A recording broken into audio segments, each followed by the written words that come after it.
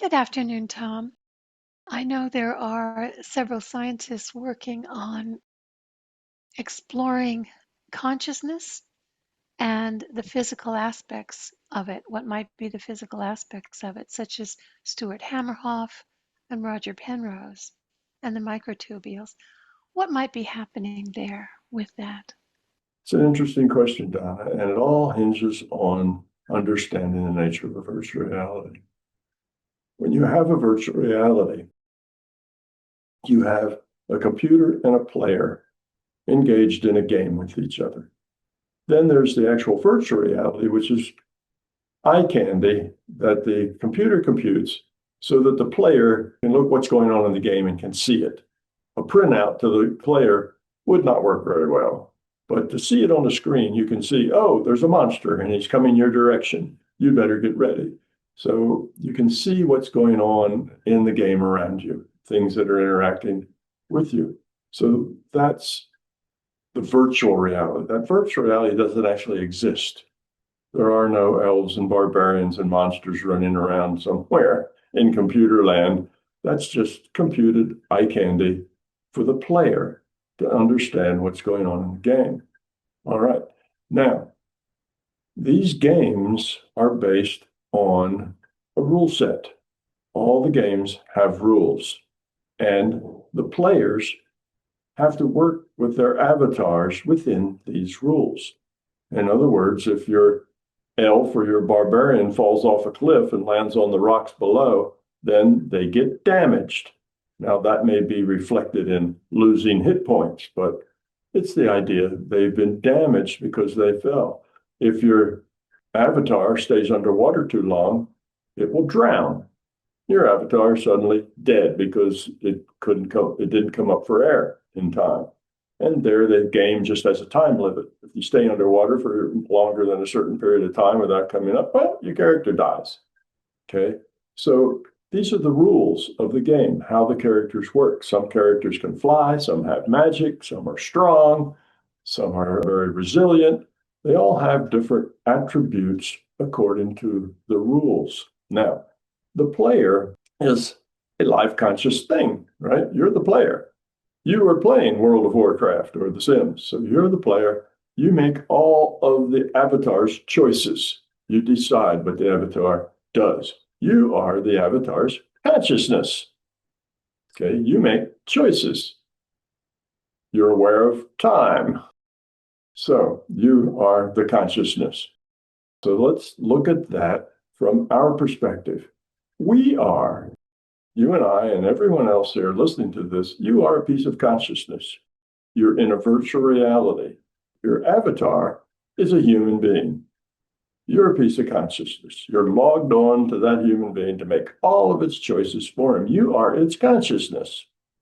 Okay, you see, we're doing just the same thing for us that we did for the World of Warcraft or for the virtual reality games. Now, that player cannot have that consciousness do or act in any way that is contrary to the rules. You cannot say, okay, elf, flap your arms and fly away, because elves can't fly. Or you can't say, barbarian, leap a mile into the air and don't come down until the monster's gone. Well, barbarians might be able to leap, but they can't do that because the rule set doesn't support it.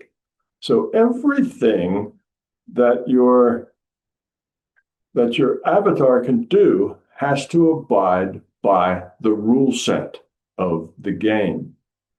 Now, you're the consciousness, you make all the choices, but you're limited. You can only make choices for your avatar within the rule set's limitations. Now, keep that in mind. Now, okay, my avatar, my human avatar, can think, it can remember, it can use its mind, it has mental capacities. All right, now there must be something in the rule set that allows that. My avatar can jump. It can pick up things. It can wave its arms around. There must be something in the rule set that allows that. Okay, so yes, humans have tendons and muscles, and that allows them to move.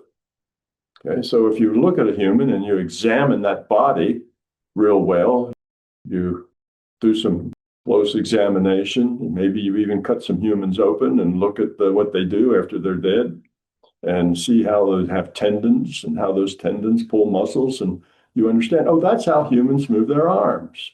You see, there has to be some rules that allow a human to move his arms. Well, there they are. That's a muscle, and there's a tendon, and the tendon attached to a bone, and the tendon contracts and it pulls the arm up. That's how it works. But if you don't have your arm cut open and you're just a human, well, you still move your arm, but tendons and bones are not rendered. Only the motion is rendered as if they had tendons and bones. You see? So that's the nature of a virtual reality. Virtual reality is rendered as if all those rules were somehow making this happen. Well, the rules aren't making it happen. They just get rendered. They move their arms, no tendons, just like they breathe and they don't have to have oxygen. You don't have to render oxygen for your characters. Only unless you measure it do you have to render it. Okay. So we see that now. Let's look at the avatar who thinks.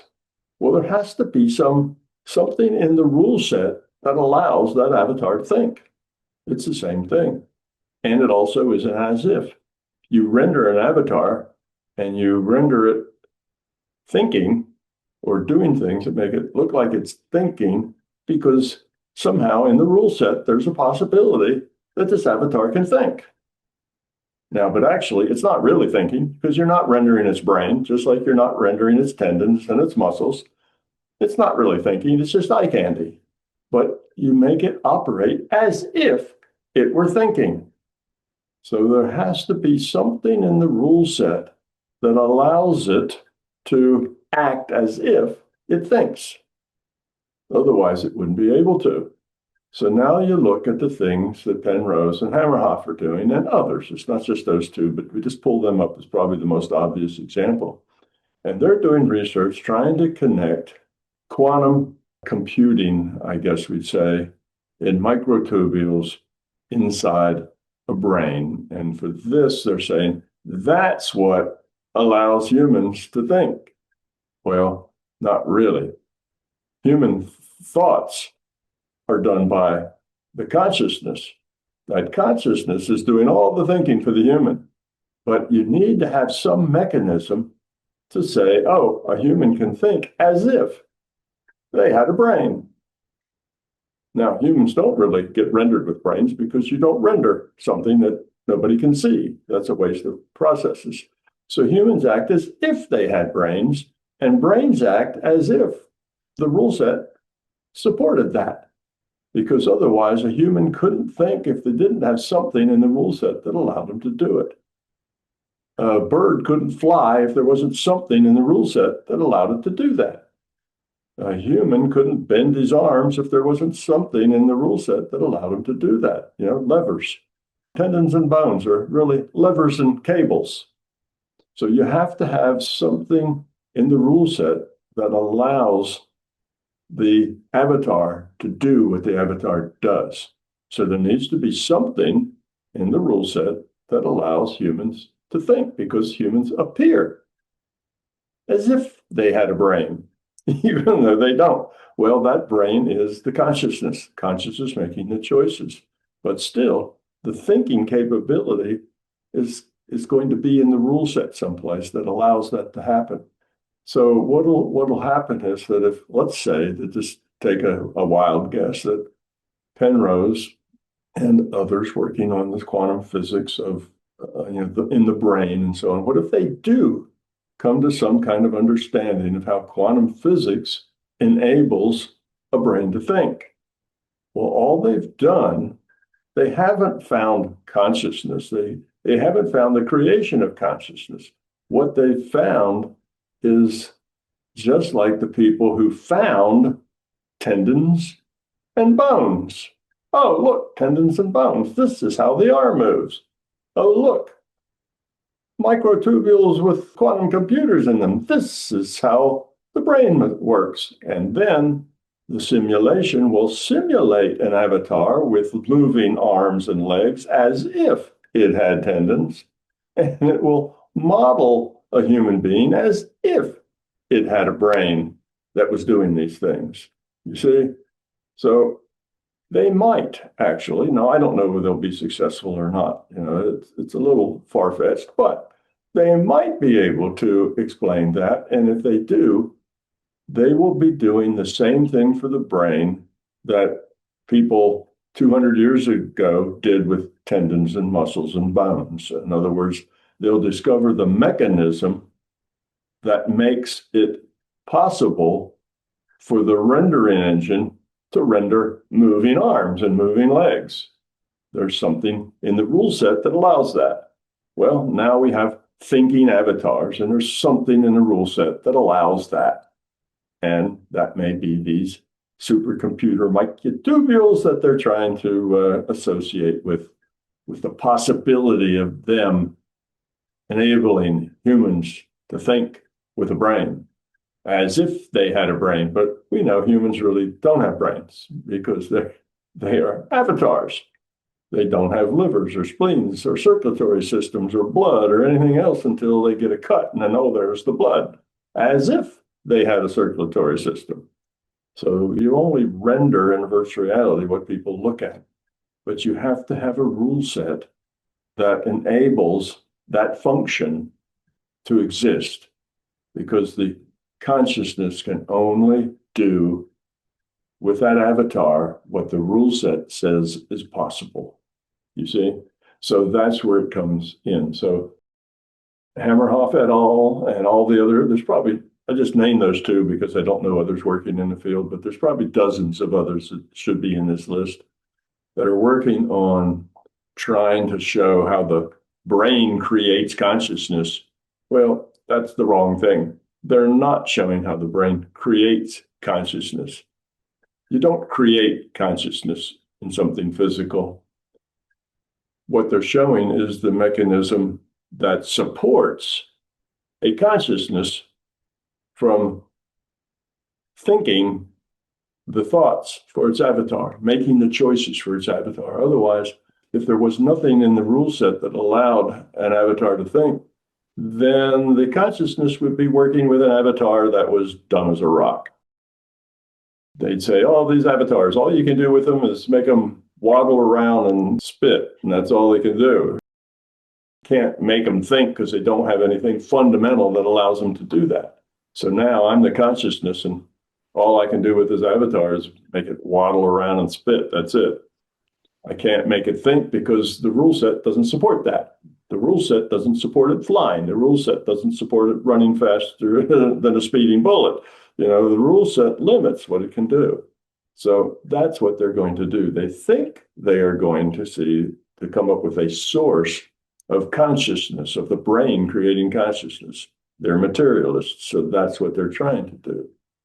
But they won't do any such thing. They will find that that's just basically rule set justification that we know has to be there. You see, we know because the virtual reality lets consciousness think for their avatar, which means the avatars have to have some capacity to think according to the rule set. So what they're doing is justifying the capacity to think so that the consciousness can perform that function. And now the rendering engine can render that human as a thinking thing that can't fly, a thinking thing that can't run faster than a speeding bullet, a thinking thing that has lots of limitations because of the rule set. But one of those things it can do is think. Now, the consciousness does all the thinking for it. No brain is ever rendered unless the skull's cut open. So it's not, you see, that's the way this process is going to work. So we know there must be some underlying mechanism that allows the avatar to act like it thinks, just like it allows the avatar to move its arms around. There's no tendons in there. Your elf or your barbarian or whatever doesn't have any tendons in its body. It just moves its arms like it has tendons in its body, as if it had tendons. Now, this is going to be as if it could think, as if, Fascinating. as if it had consciousness. It doesn't really have consciousness. It's just an avatar. It's a computation. The computer made a picture for eye candy so you could see what's going on the board. You could see what's happening in the reality. It doesn't think any more than your elf thinks or your Sims character thinks. It's just a piece of eye candy for you to look at. But the limitations on what you can do with it have to be supported by the rule set. And now a consciousness, what can it do with it? Oh, it can think. It can make choices. It can develop science and do all sorts of things. Those are possibilities because the rule set allows it, you see. So that's a new look at this research. It's not going to show how the brain creates consciousness out of microtubules and quantum physics. It's basically just going to show that that is possible.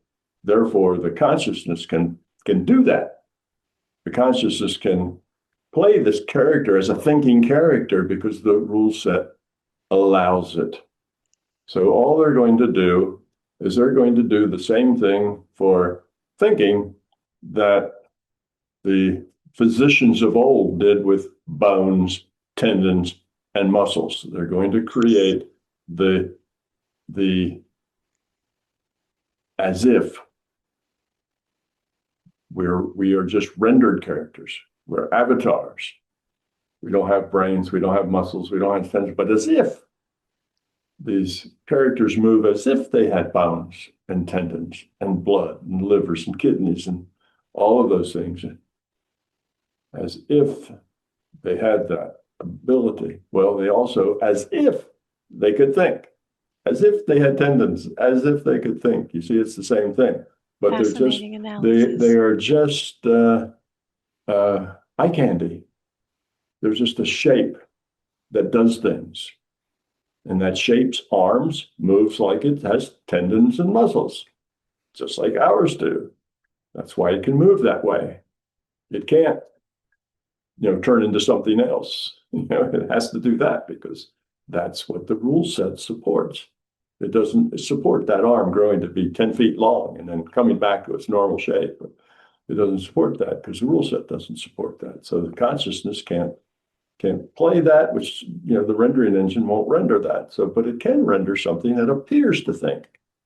And there is going to be some kind of science, just like tendons and bones. There's going to be some kind of science and discovery that says, oh, this is how that avatar can think.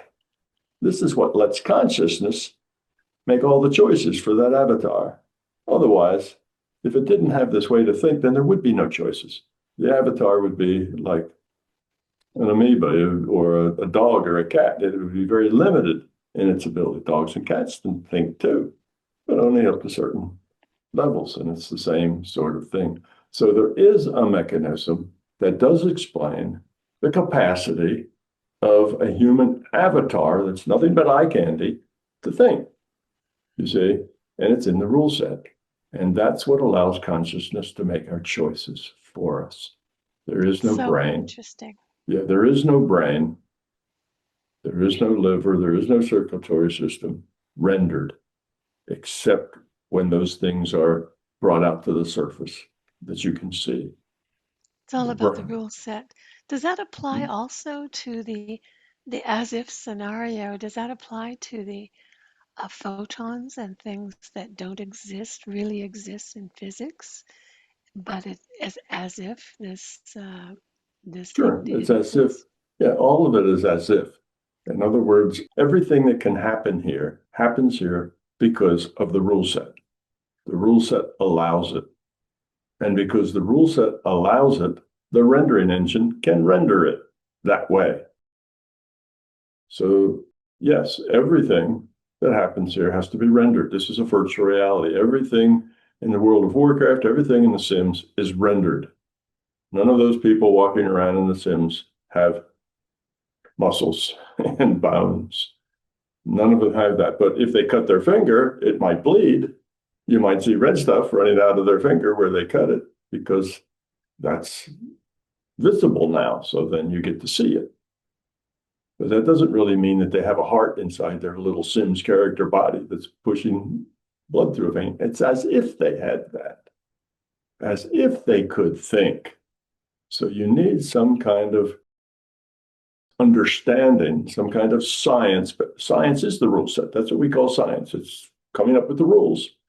So science will one day come up with the rules that allow humans to look as if they think, which gives the consciousness the ability to play that part, just like the consciousness can play the part of the person raising their arm, even though that avatar doesn't really have a muscle or a tendon or a bone. It's just a picture. You say, well, they'll be able to play that person as a thinking thing because science does allow us to say as if it had these microtubules and things going on, as if all of that made it think. Well, that's why the consciousness can actually play that character. So there is something to support it. And the same with dogs and cats and horses and everything else that thinks. It's the same thing. There is a mechanism there that will allow that to be played by the player, the piece of consciousness that's the player of that avatar. But we have to not get caught in this idea that the avatar is a physical thing. The avatar is a computed thing that's just eye candy. It has no piece parts under the skin. It's got no bones. It's got no tendons. It's got no circulatory system. It's got no stomach, even if it has to eat, even if it gets hurt and has internal injuries or whatever else. That's all as if it had hearts and blood and bones and muscles, as if it could think and had microtubules full of quantum computers, as if these things existed. But it's an avatar that is allowed to do what it does because there's something in the rule set that allows it to do that. So that's where science is going, you see. They think they're going to show how the brain creates consciousness. Oh, it creates consciousness out of computers and the microtubules. No, they're not going to show that at all. All they're going to show is this is what allows the eye candy to act as if it can think. Assigning a rule set to it. Yeah. Really interesting. Yeah, understanding the rules that do it. So that's where they're going. And they will be right in the same class as those people that discovered bones and tendons. You know, you've seen those pictures of the early physicians, and they had this arm out and they had these tendons that are being held up by a stick. You know, you've seen that picture. It was some ancient physician who was studying the body and how the body worked. And look, there are tendons, and they're hooked here and they're hooked here, and the muscle pulls them in, and as they pull them in, the arm goes up. Ah, that's how that works. So they discovered the rule set behind a person moving their arm. Well, now, if Hammerhoff and Penrose are successful, they will be showing how it is a consciousness can play a human as a thinking animal, thinking the way humans think, because the rule set supports that function happening. And that's good science. But, yeah, and that's good science. But that avatar is just eye candy. The humans don't exist. They were created in a virtual reality by a computer who let them evolve from the initial conditions of a ball, plasma, high temperature, high pressure, and the run buttons hit and you get the digital big bang, and all of that evolved, and now you have humans. So they've evolved as avatars. They don't actually exist. All that's been done in a computer. The computer doesn't really care about veins and tendons and everything. Its computer just has to know, can the rule set support that? And if it can, then it allows that as if those things existed, as if that Sims character had bones and had tendons, as if that the Sims character had a brain and could think. But really, it's the consciousness doing all the thinking and doing all the remembering and doing everything else, because the avatar is just eye candy. There is some such mechanism, because the avatar is as if it could think. It's played that way. So it'll only be played that way if the rule set supports it. The rule set is science. So we know for sure that there is some science that supports the avatar thinking. Now, whether Hammerhoff has the right idea or not, I don't know. But there is some science, some rule set, some piece of science that will explain how avatars can think because they're played as thinking things. They won't be played as thinking things if the rule set doesn't support them thinking. So yes, there is a science somewhere. Whether it's microtubules or not, we don't know for sure yet, but there's some science someplace that will explain that. But they're not explaining about how the brain makes consciousness is what they think they're doing. They're simply providing the science that makes it possible for a human being to be played as a thinking character in a virtual reality game, because all human beings are avatars. They're all just eye candy so that the player, the consciousness, can see what's going on the game board. You see? So that's what it's doing here. So it's not saying that, oh, you know, what Hammerhoff are doing is bound to fail and won't work and is silly. It's not saying that. It's saying that, yeah, there is some rule set, some science. Science is the rule set. Science digs out the rules. There is going to be some rule set science that will verify that the human, as it evolved, has this capacity to think. Because otherwise, the human could not be played as a thinking character. The human is just an avatar computed by a computer. It doesn't think. It doesn't have blood. It doesn't have a brain. It doesn't have tendons. It doesn't have muscles. It just moves as if it has all those things and acts as if it could think, as if all those things were going on. And that's our science. The avatars have to represent the science of the rules. The rules are the science. So that's what I'm trying to put that into context so that people will see what's going on. They are discovering the science behind thinking, just like those ancient physicians found the science behind arms moving and people being able to walk and lift things. Yeah, that's There's a pretty science. cool thing. There's a science behind that, right? It's called levers. And tendons are what, like wires, you know, and bones they're levers. And we see just how that works. It's the structural system. There's a skeleton that holds the body up. You know, that's the structural thing. Well, now that we make x-rays, we can see that, how that works. We can see all those bones doing what they do. But all that is science that makes the character, which is something computed in a computer, act the way it does. Because all things in a virtual reality have to act in accordance to what the rule set allows them to do. So a human can act as if it had a brain. It has to act as if it had a brain that could think. Then there's some science underlining it that justifies that. If there wasn't, then the human would not be able to be played as a thinking thing. You know, you can say as if there were consciousness, as if that being had a brain and that brain was a seat of consciousness. That's not true, but it's as if that. Yes. It's just like it's not true that avatars have bones. They don't. It's as if they had bones. They stand up straight, but do they have a skeleton to help them do that? No. It's as if they had that. So it's as if that human had consciousness. There's got to be some science that shows how that could possibly work based on the rule set. So that's the thing. But that does not mean that they are finding how the brain becomes conscious, how the brain creates consciousness. No, that's not what they're doing.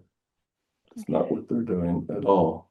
So anyway, I just wanted to explain that so that you could see that the science behind it is going to be there. It has to be there. There has to be some science that explains how humans can act as if they were conscious.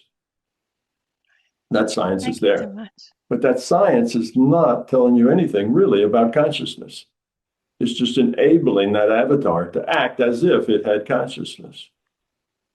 And Your theory is consciousness is fundamental. So, right. yeah, that's a different, So it's not different approach. creating consciousness. It's allowing that thing to act as if it was conscious.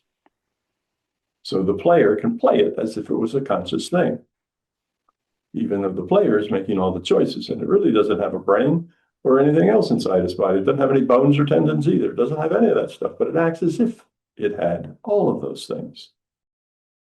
You So see? interesting. Yeah. So that is the kind of the way to look at that science that people are doing, trying to discover how the brain makes consciousness. Of course, that's not what they're doing, but there will be a science to verify that that's a possibility, so that the avatars that have been computed in this computer from the beginning of the digital Big Bang can act as if they are consciousness. Humans have never been anything more than a computation in a computer within a larger consciousness system. This is a virtual reality with virtual humans in a virtual world that follows the rules in the rule set. Okay. Thank you so much for expanding on that. It's really quite something new to look at in Mhm. that context. Thank you so much. You have more power than you think. Hi, this is Donna from MBT Events. I have had the privilege to work with Tom Campbell for nearly 20 years now, and I can tell you from the feedback received through all those years that he has improved and changed thousands of lives with his My Big Toe theory. As a physicist and explorer of the larger reality, Tom has developed a program where you can learn to access and develop your natural ability as consciousness. His expertly crafted binaural beats are included. Details are in the description below. Thank you. I and MBT Events hope you like this video. If you do, then you should consider being a Patreon member, because Patreon members get early access to our special content. You will also be able to get your questions answered by me in special Q&A sessions, and most importantly, your contribution as a patron member will enable us to produce the content that you're looking for. So thank you.